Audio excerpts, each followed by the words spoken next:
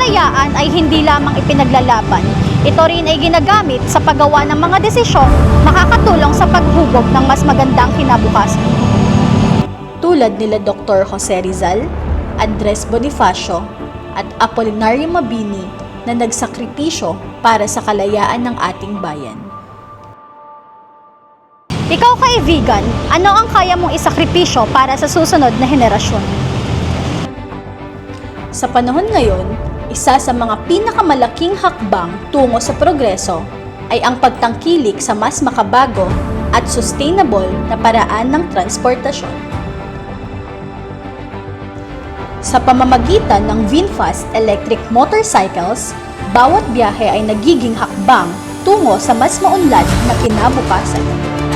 Mas kaunting gasto sa maintenance, iwas polusyon sa kapaligiran, at mas handa para sa mas malinis at mas magandang kinabukasan.